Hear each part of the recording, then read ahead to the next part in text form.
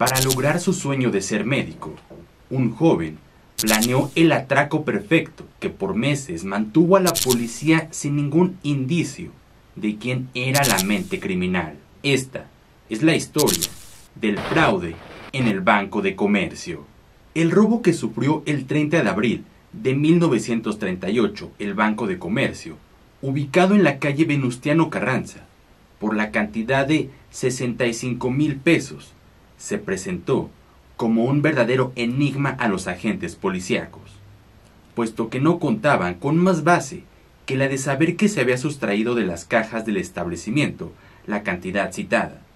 y los responsables no habían dejado el menor indicio, pues hasta el cheque del que se valieron para cometer el delito lo habían desaparecido. Se realizó una labor de investigación sobre la vida de cada uno de los trabajadores de la sucursal bancaria, y se logró aclarar algunos puntos dudosos sobre la conducta de ciertos personajes que parecían sospechosos. Para ese entonces, se utilizaron micrófonos para escuchar de un departamento a otro, es decir,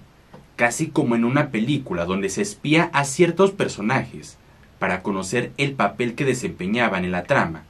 y así descartarlos o continuar la investigación de modo más enfático en esa dirección. En el lapso que transcurrió desde el incidente hasta la conclusión de las investigaciones, se presentaron varias renuncias por parte de algunos empleados, tema que de inmediato llamó la atención de los detectives, quienes atisbaron sus movimientos tratando de descubrir a los culpables, entre aquellos que se deslindaban de la institución, fuera cual fuera el motivo, ya que el curso del caso estaba en un punto álgido y esas dimensiones les parecieron demasiado inusuales. Como la presión no cesaba, los culpables se sintieron acorralados y por ello escaparon. Esa fue la hipótesis que plantearon los agentes. Y así ocurrió.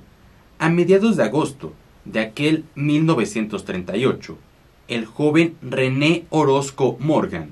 fue quien dirigió un escrito a la gerencia en la cual manifestaba que, por razones personales, se veía obligado a renunciar. Los agentes policíacos afinaron sus instintos, dirigieron su mirada inquisidora a ese muchacho, y no tardaron en enterarse que Orozco Morgan, poseedor de un Dodge, que después había cambiado, llegó a una agencia de autos lujosos y compró un Lincoln en 10,000 pesos que pagó en efectivo. Los agentes López Hernández, Basail y Méndez se frotaron las manos al ver que estaban frente a una pista inmejorable y que cobró más fuerza cuando siguieron los pasos de René y se percataron de que comenzaba a darse una vida de opulencia, aunque si bien era cierto que le había dado cierta cantidad de dinero luego de renunciar a la empresa, todo lo que gastaba no era proporcional, es decir, gastaba más de lo que tenía o pudiera tener, de acuerdo con los oficiales. Trascendió un viaje que René realizó en aeroplano a Veracruz, lugar al que previamente su madre, Luz Morgan, había viajado del mismo modo.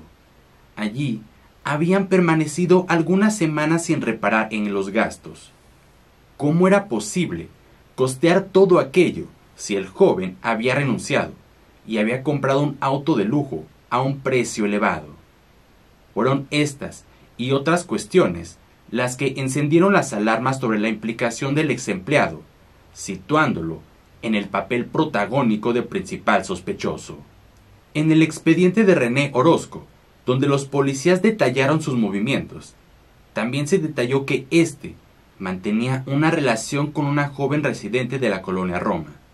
a quien constantemente visitaba, elegantemente vestido y en su auto nuevo, y le llevaba presentes en cada ocasión. Él, por su parte, también residía en la zona, en la calle de Jalapa número 4, donde pagaba una fuerte cantidad de renta, y en donde, además, los agentes habían comprobado que dedicaba gran parte de su tiempo y dinero a algunos asuntos triviales. Y fueron estas delicadezas las que condujeron a los investigadores a una simple deducción. que gastaba a manos llenas dinero que no sabían de dónde obtenía. La noche del último jueves del mes de agosto de 1938, René, acompañado de su novia, de su mamá y de otra persona, llegó a la calle de Jalapa, donde al descender del vehículo se le acercó un agente de la policía secreta para decirle que era necesaria su presencia en la jefatura de policía para solucionar alguna dificultad que se había presentado a causa de un atropellamiento que se le atribuía. René pidió que por favor se le permitiera dejar a su novia y a su madre en una dirección de la villa de Guadalupe, Hidalgo. Y tan pronto como pudo cambiar algunas palabras con el policía, exclamó: No me cree usted tan tarugo, ya sé por qué me detienen. Se trata del robo al banco. Y ya en ese plano favorable para la averiguación, se llevó al muchacho ante el jefe de las comisiones de seguridad, quien comenzó a interrogarlo tan hábilmente que a los pocos momentos ese jefe policiaco ordenó la inmediata captura de la señora Morgan, viuda de Orozco, por aparecer como cómplice en el robo. Detenida la señora Morgan, al comparecer, no pretendió disculparse. Por el contrario, trató de aparecer como la única responsable, ahondando en la investigación para poner los puntos sobre las íes. Desde luego, se puso en claro la forma en cómo se cometió el robo, dato que parecía muy obscuro a los detectives. Orozco Morgan manifestó que en aquel tiempo estaba encargado de una de las máquinas contadoras en el banco y, aprovechando esa circunstancia, utilizó un cheque que tomó de una chequera vieja, lo expidió por 65,700 pesos, lo endosó a su madre y colocó el documento en la canastilla de los cheques que entregan los cajeros para su revisión, teniendo buen cuidado antes de falsificar, además, una contraseña de uno de los jefes, de apellido Navarro. Con cada paso planeado y ejecutado por el pillo, y llegado el documento a manos del cajero 5, este gritó el número de referencia, y al presentarse la ventanilla, la señora Luz Morgan le preguntó: ¿Cuánto cobra? 65,700 pesos. Por las manos del cajero resbalaron 65 billetes de a 1,000 pesos, y después los 700 billetes de menor valor, los que guardó la señora Morgan en 2 bolsas que llevaba ya preparadas, sin que ocurriera el menor incidente en la operación. Después, el cheque lo regresó el cajero a las oficinas interiores del banco, de donde lo tomó René Orozco y lo hizo desaparecer, borrándose, por tanto,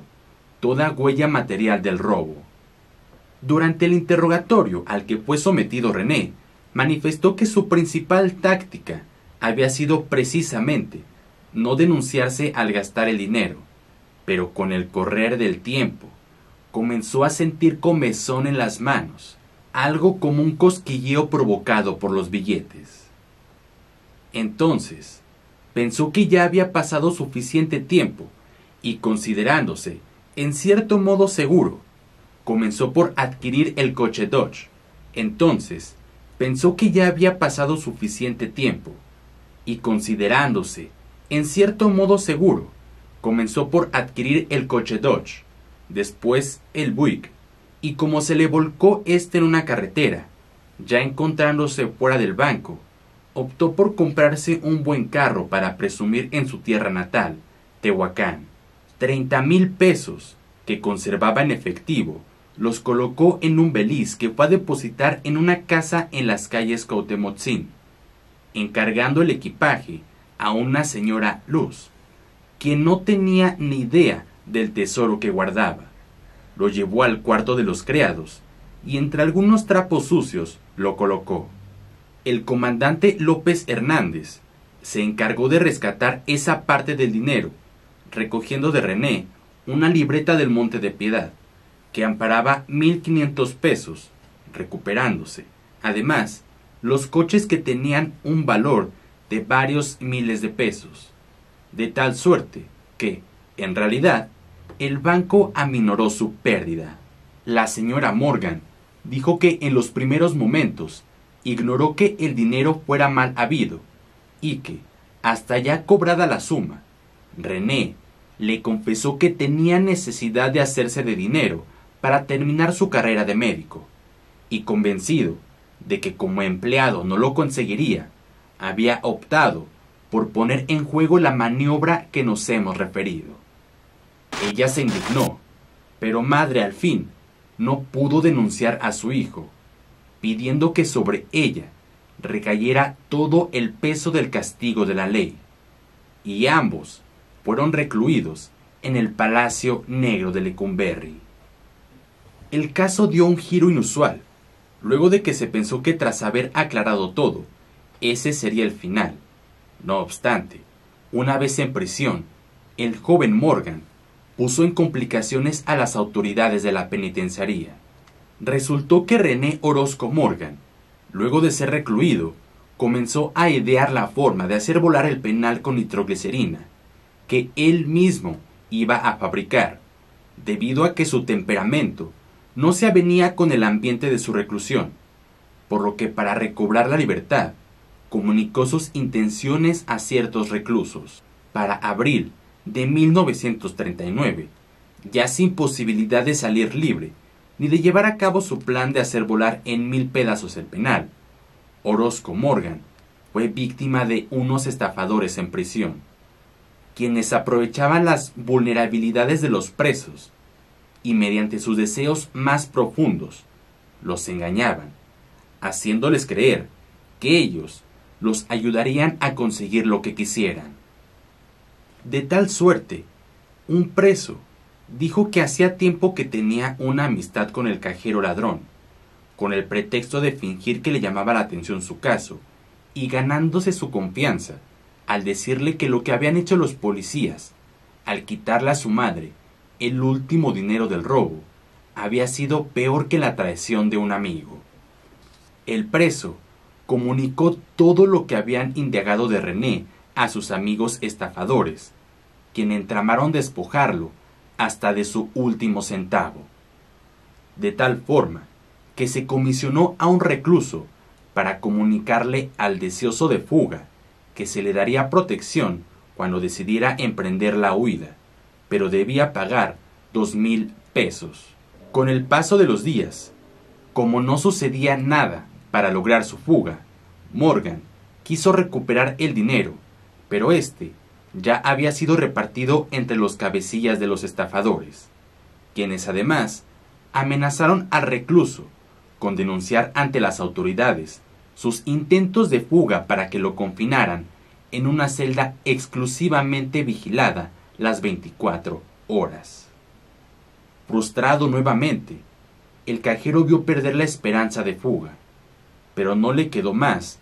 que aceptar su terrible situación, aunque no por ello lo intentó en varias ocasiones posteriores. Finalmente, el 16 de junio de 1941, aquel joven,